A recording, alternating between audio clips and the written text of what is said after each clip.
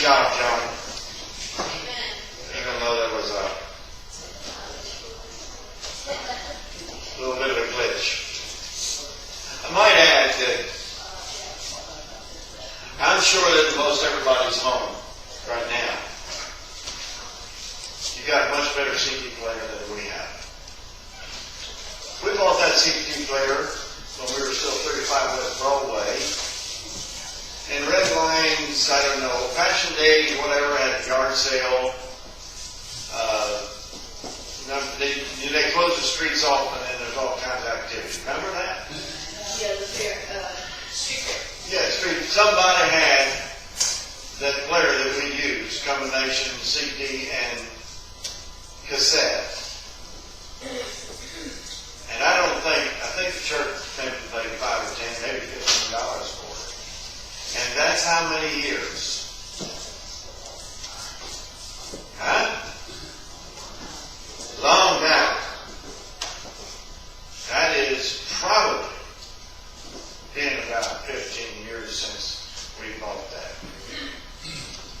So, if somebody is very highly blessed and undeserving, and ever reaches the point that you'd like to reinvest offering over and above your tithes. See, sometimes people will say, well, I bought that.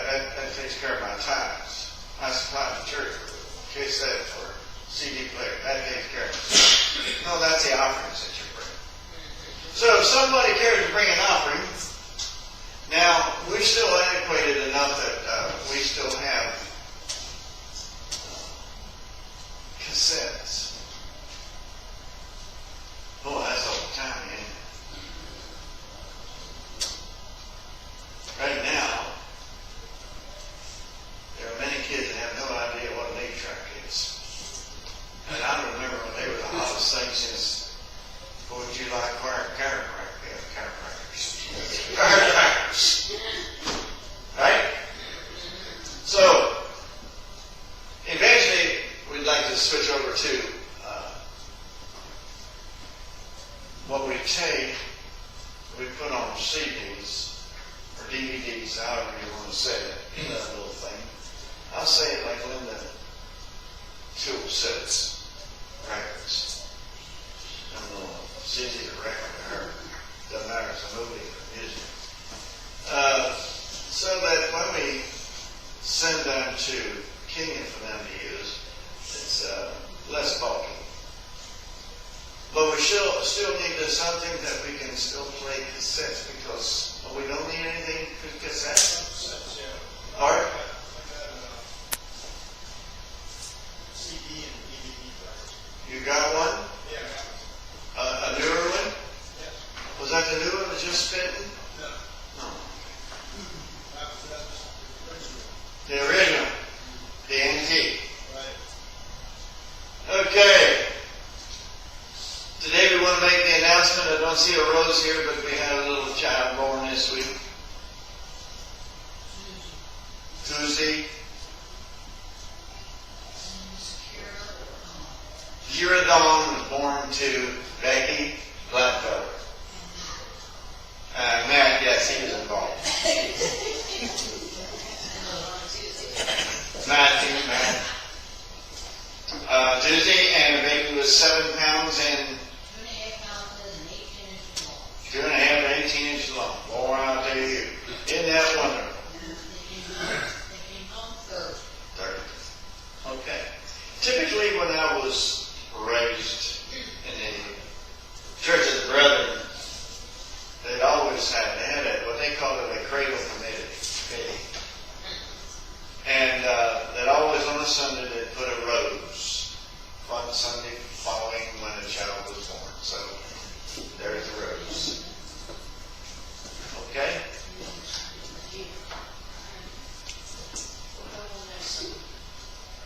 You have one next Sunday? Okay. We didn't do one for Justin. Next week, Saturday at 12 o'clock, I will have the awesome honor and pleasure of joining together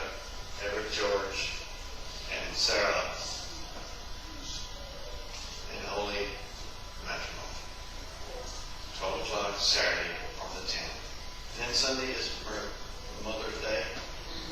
Looking forward to that. I'm going to see what our kids can buy for Nancy. And then I might get her some because she is the mother of my kids, of our kids. Okay. Have you figured it out on your bulletin what you wanted to do? Who drew a picture of a church? What does the church look like? Why the church? Why do we even talk about the church? Why do you even go to church? You know, I noticed as I came, when I was a child, riding in a 1949 Woody, y'all know what a 1949 Woody was? Only the old folks know what that is. That was a Ford station wagon with actual wood frame on the side, because I remember Dad passing it with putty, plastic, what they call plastic wood today, but putty, when it started rotting and breaking off. But as we would drive from Frysville clean over to y'all know where the Church of the Brethren is, over off of Leaders Heights, Powder Mill Road, you would hardly see anybody out working in their lawns. Many, many more people were in church of some sort. We would sing on the way. Jesus loves me. Jesus loves all the little children. We'd sing to church and from. And it was always a pleasure to go to church. Years ago, Nancy and I had a CD, or tape, it was a tape, I guess. And the tape was by a group called Country Ham. Now, they had a bass player, he was quite unique. Y'all know what a bass player is, a bass looks like, an upright bass. Well, he was bigger than the upright bass. And he started swinging with bass. But they had a song that I told Nancy this week, I want to research and try and find it. We used to go to church Sunday when the wagon was new.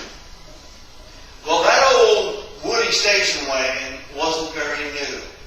When you're raising 6 children as a tenant farmer, there's not a lot of extra money to go around. But we used to go to church on Sunday when the Ford wagon was not very new. But it was full of love. It was full of compassion. It was full of cords that bound the Larkins together.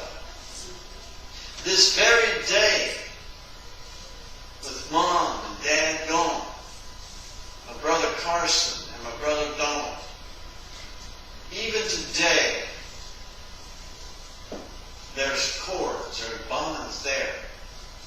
And when I hear some people talk about or share about their family, their personal family, that's scary.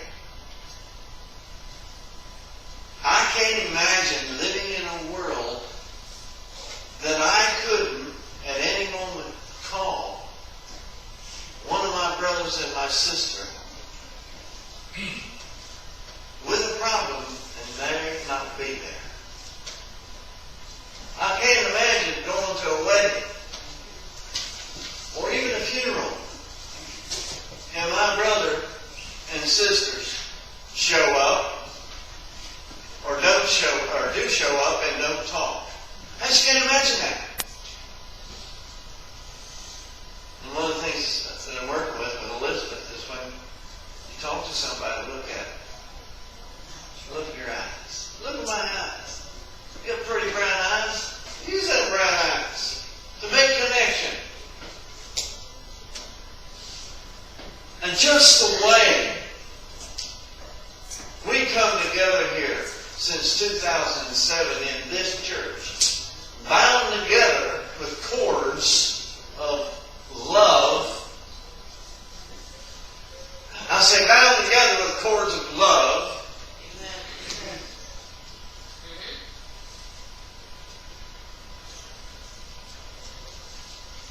so easily broken. Cannot. I know. That's what it should be. Yeah. But they're so easily broken by envy, jealousy.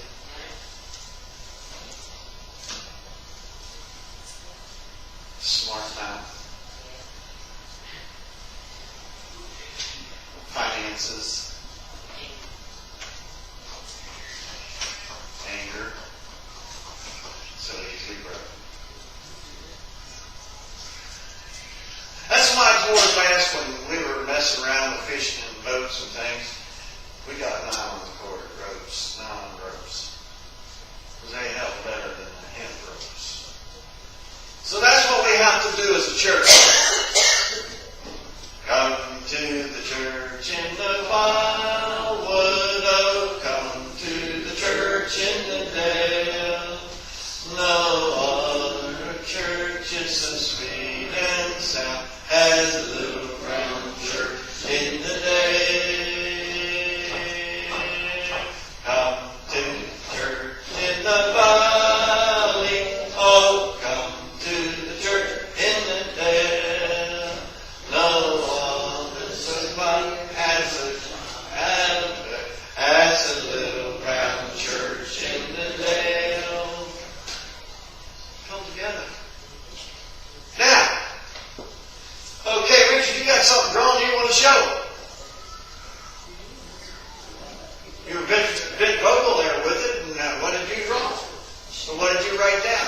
Oh, Elizabeth, okay. What do you have that you'd like to share?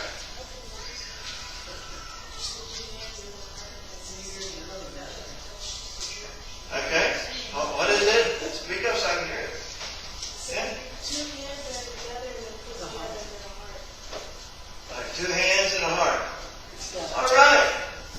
Good picture of church. Hands together. Hands together. An exciting time I had in 1996. In 1996, and especially, I wore this suit for a reason.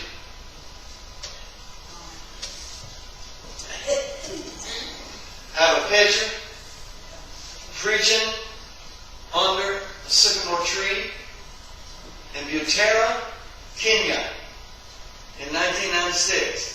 This very same suit. Praise the Lord.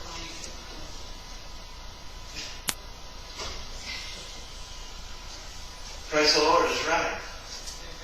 There's people serving the Lord today from that meeting that we had under sycamore tree.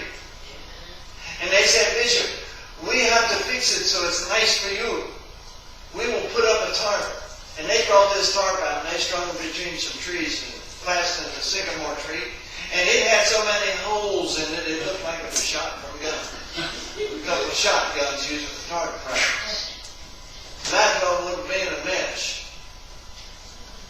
But bless their hearts, they gave us the best that they had. Many were sitting on the ground. Many were sitting on stumps or hunks of wood. Some carried some chairs. And that was BPC, before plastic chairs. Now they've got plastic chairs just about anywhere. Because they can buy them for a small amount of shillings.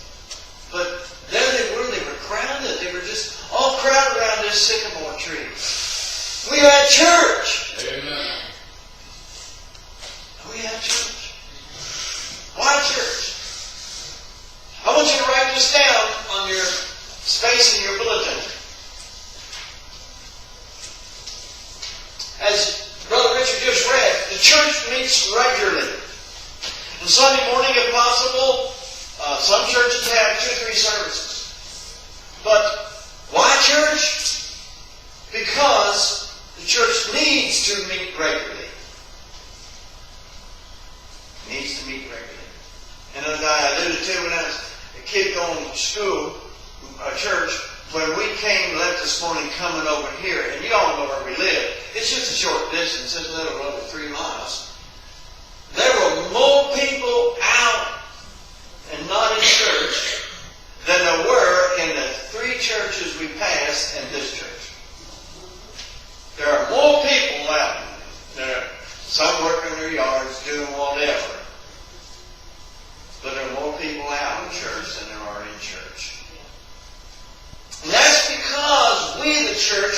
doing our jobs. We have gotten to the point, we've reached the point that the church to gather together on a regular basis is for bake sales, soup sales, chicken barbecues, bonfires, men's breakfast, ladies' meeting. And it's more than that. It's that we're to get together to help bind the cords continuously, to strengthen the cords. When I was growing up, my mother was an alto singer, and she sang the song, "Throw out the lifeline, throw out the lifeline, the lifeline." You know what a lifeline is? They got them big white things on the boat or next to a pool. Throw out the lifeline, throw out the lifeline. That's what we as a church need to do, throw out the lifeline. Not set up a nice place for us to party. And I don't have a problem with party. I like parties. You always have a lot of that food I shouldn't eat. Well, I usually do have a vegetarian. Good. How dull is that? But it's not, we are not building a church to have a party in. We are building a church. Why come to church? In Acts 2:42, they devoted themselves to the apostles' teaching and fellowship, to the breaking of bread and prayer. And everyone was filled with awe. Did you see that? Now, so far, every time that we've had a bonfire in the fall of the year, we've had good fellowship, right? And we've had cases where, this last one, Randy's son was there, and the older granddaughter, what's her name? Kelly? Tracy. We've had, both times that we've had bonfire, we've had people who were not regulars and some who don't even go to church on a regular basis. Anywhere. Now that speaks volumes. When you've got people that don't go to church regular coming into church for a meeting. But when we have gatherings and all we're doing is getting together, I remember the sweetheart banquets. I grew up and I couldn't understand when I was 12, 13, 14 years old. I don't understand why my mom and dad was going one day called the sweetheart banquet. What in the world was a sweetheart banquet? She wasn't my dad's sweetheart. She was my dad's wife. Pauline Larkin, Marky Larkin, my daddy's wife, and my mama. Because Daddy, I thought the sweetheart was your girlfriend or boyfriend. Are you working with the church? What are some of the other banquets they have? Come on, help me out. Some of the other gatherings. Father's Day banquet.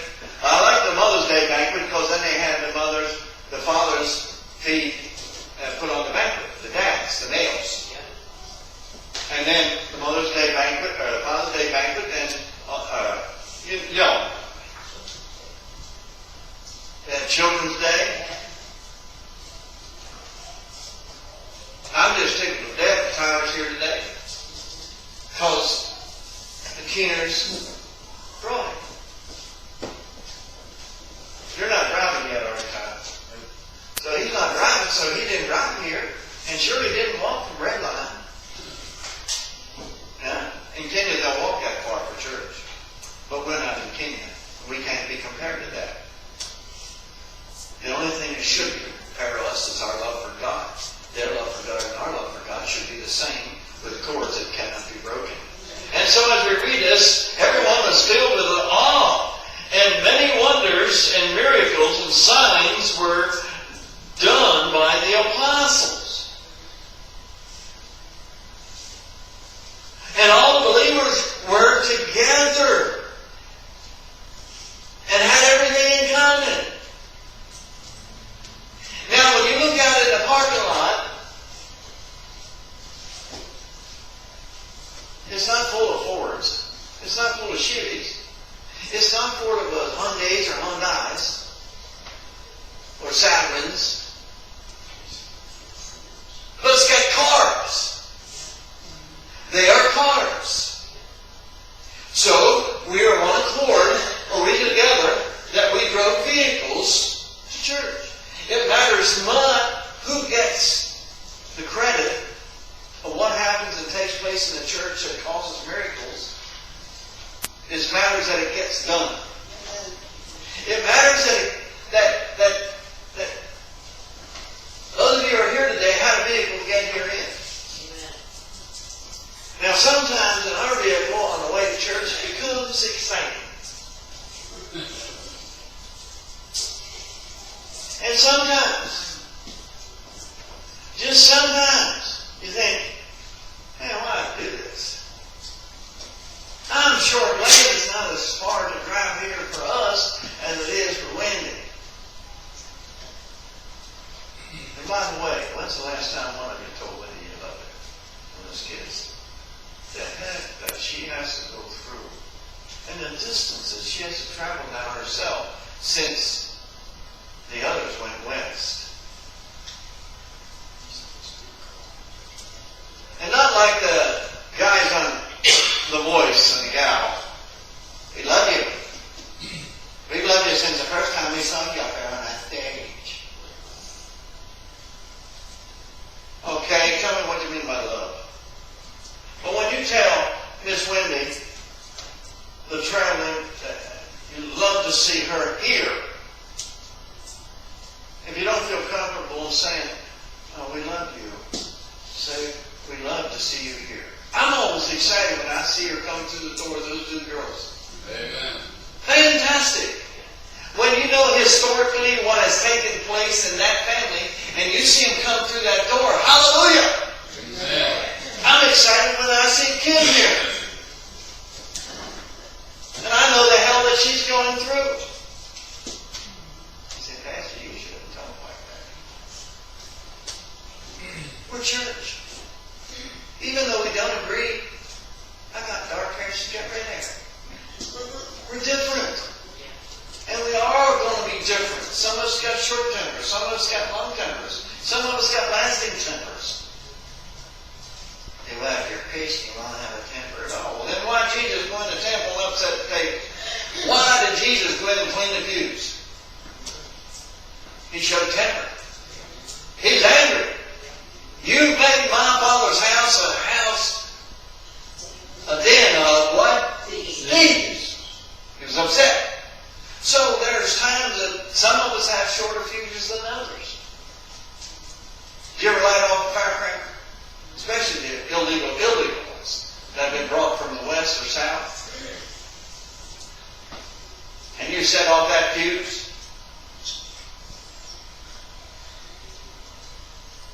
One thing you don't do is hold it and see how long it's going to take the fuse to go off.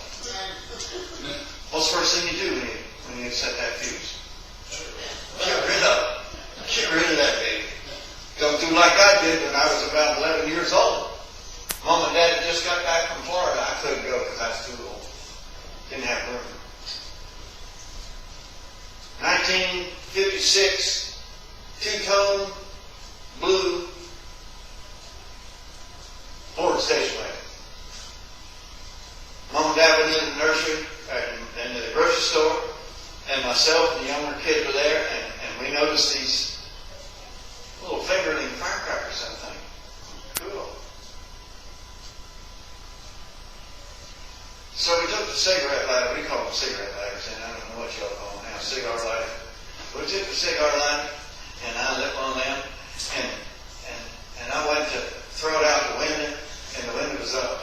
I threw it, and it come bounced back, and oh man. Now when Dad and Mom came out to get in the car, and Dad said, what's that we smell? What did that smell? Well, I don't remember the exact excuse, but there was some big whopping lie or something. And Dad knew what happened. If he'd have looked closely, my head was still good news. And then eventually the little ones tattled. Mom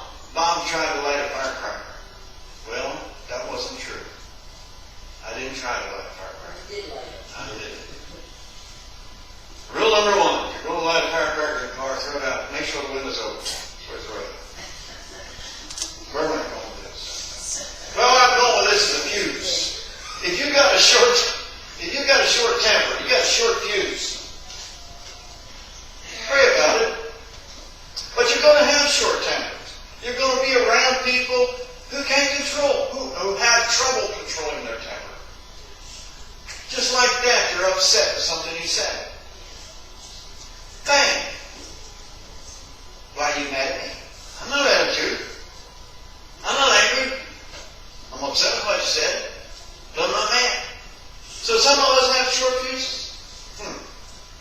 But the church needs to meet together regularly because we have to come together with everything in common.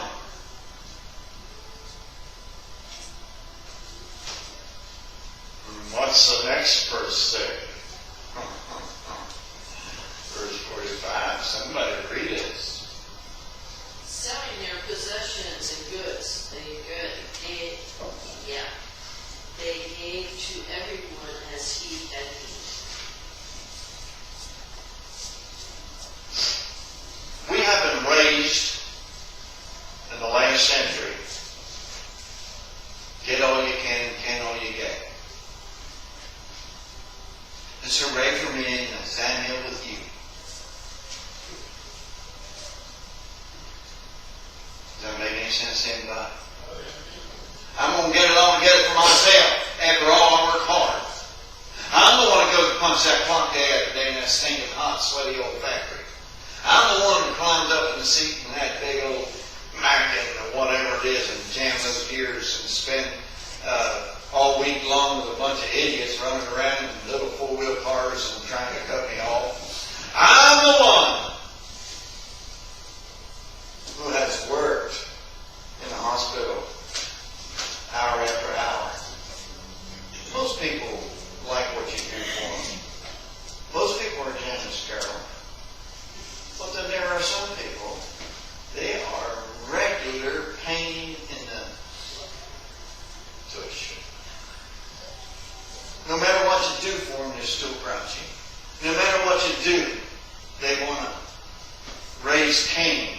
Well, I report you to your superior. Do you believe that happens in the church sometimes?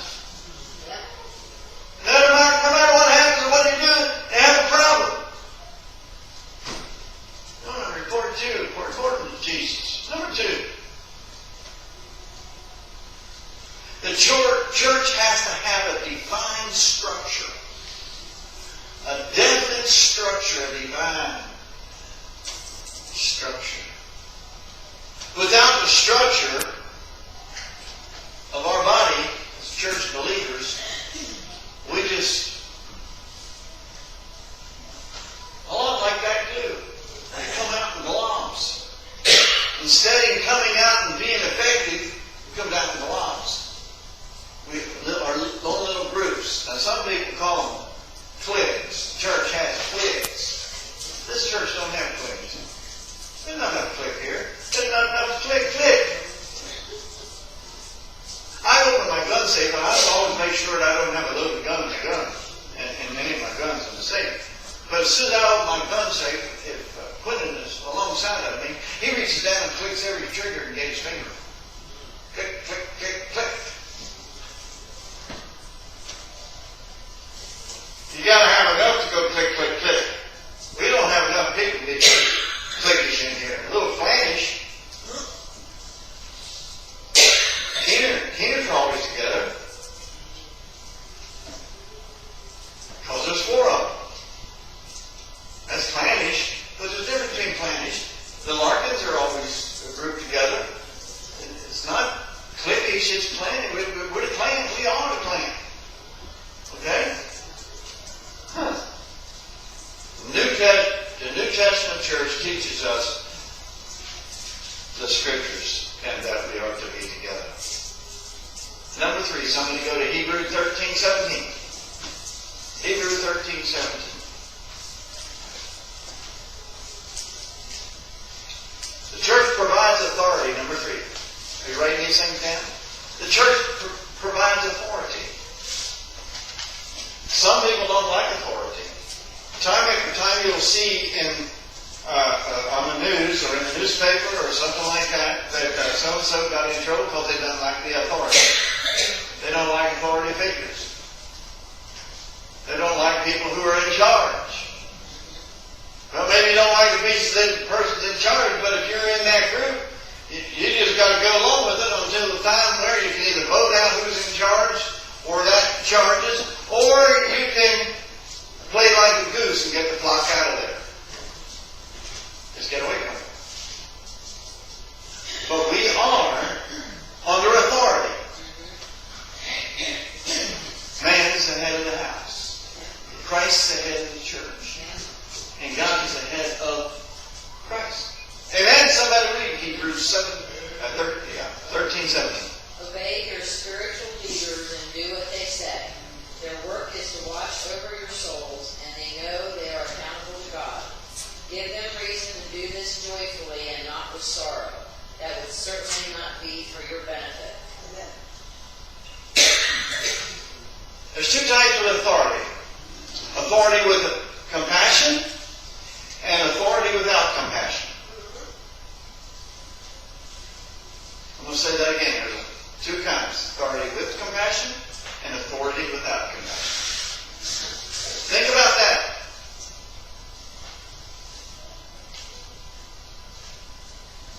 I'm picking on Lee a little bit when he says, I just don't understand. Well, first of all, you got to understand who's in authority in the church and whether or not that person's in authority with compassion.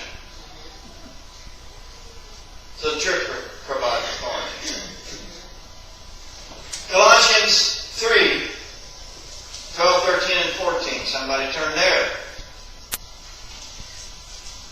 The church provides ground for love and forgiveness. Bind us together with cords of love. That's what we sang when we gathered together.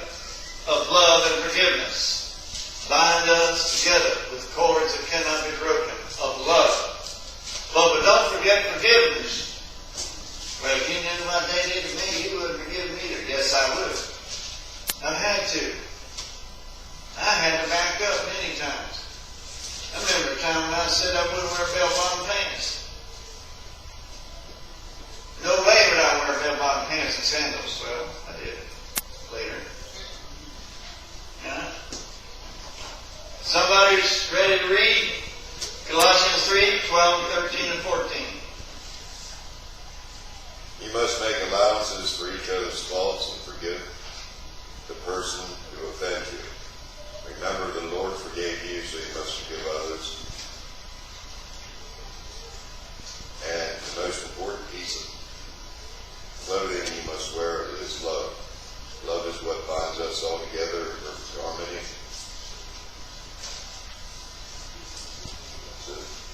Love binds us together with cords that cannot be broken. Love and forgiveness. Think about this when we were singing, Our Father who art in heaven, hallowed be thy name, when we were praying together in the circle.